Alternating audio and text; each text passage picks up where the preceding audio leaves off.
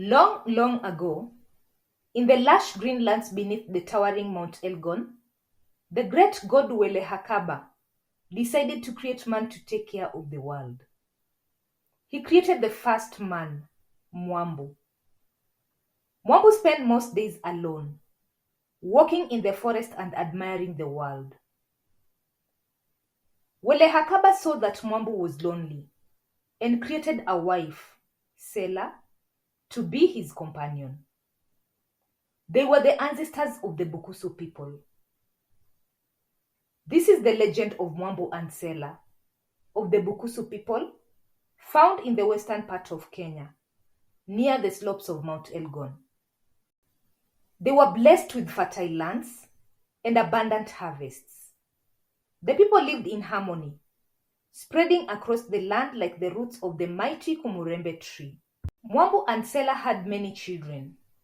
They created a great nation that flourished under the watchful eye of Wele Hakaba. For many seasons, the people thrived. The rivers shimmered, and the forest teemed with wildlife. The crops in the fields yielded abundant harvests.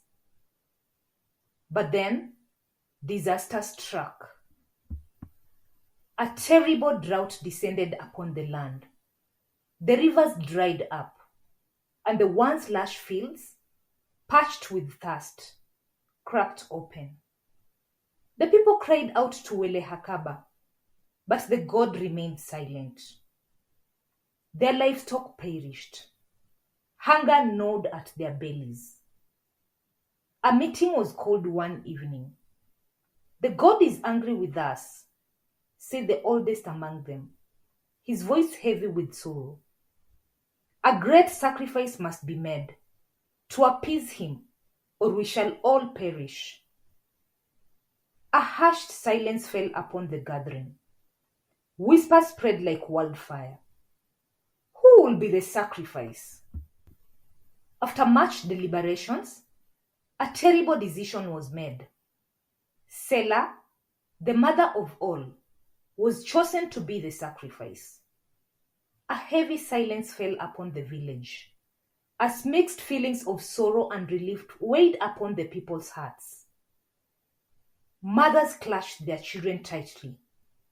Elders lowered their heads in mourning, and even the bravest warriors turned away, unable to meet Sellah's gaze. Tears welled in Sellah's eyes, but she stood tall, her strength unwavering, even in the face of the unknown. Her heart ached for her people, yet fear clawed at her soul. She was the most beautiful and the most virtuous. Surely, her sacrifice will move the gods and bring back the rain. Mwambu's heart was shattered. He clenched his fists, his breath ragged with desperation. "You cannot take my wife," he protested, his voice cracking. He looked around at the faces of his people, searching for even a hint of doubt, but they stood firm. His mind raced. How could he fight them all?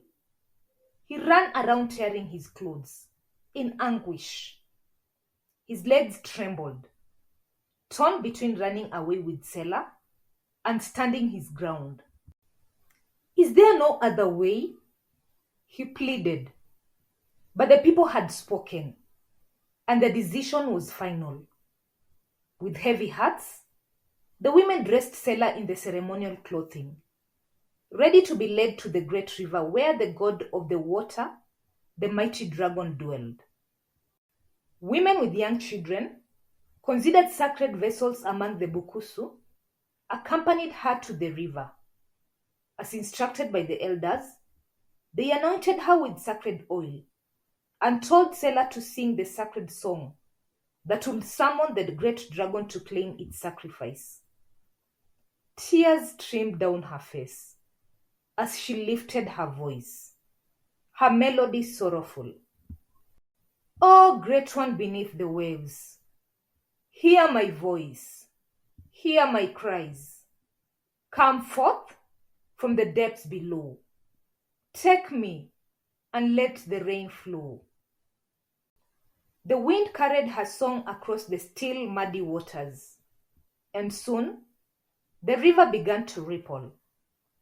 A dark shadow appeared. Sellah gasped as the monstrous dragon emerged, its golden eyes gleaming with hunger, its massive jaws opening to claim its offering. But unbeknownst to the people, Mwambu had not accepted the collective will. Hiding behind the big rocks by the riverbank, he clutched his bow, arrows, and spear, his muscles tense, his heart pounding. As the dragon lunged towards Sellah, Mwambu leaped from his hiding place with a mighty roar. He let go several arrows. With his spear, he aimed deep into the dragon's throat with all his strength. The dragon thrashed and let out a deafening roar, but Mwambu held firm. Again and again, he struck until the river ran red with the monster's blood. With one final shudder, the dragon laid down its head, never to rise again. The people who had rushed to the riverbank when they heard the dragon's huge roars stood in stunned silence, their eyes wide with disbelief. Had Mwamba defied the gods?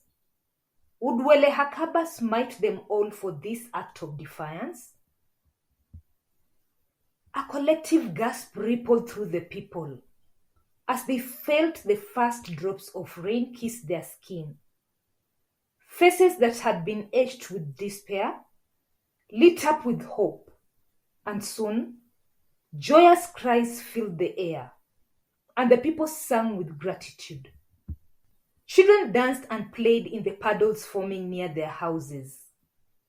Over the next few weeks, a heavy downpour fell upon the thirsty earth, soaking the cracked ground and filling the empty rivers. The once parched earth drank deeply, and the scent of wet soil filled the air, marking the rebirth of their land. Mwambu and Sellah became even closer, spending more time in each other's company. More often than not, Mwambu will be seen holding his wife Sellah close, whispering, "No god who values life will demand yours." From that day onwards, Mwambu and Sellah were honored as the founding parents and the saviors of their people. The Bukusu flourished once more, their lands restored to their former glory. And so the tale of Mwambu and Sellah was passed down from generation to generation, a testament to the love, courage, and the unwavering spirit of those who dare to defy even the gods for what is right.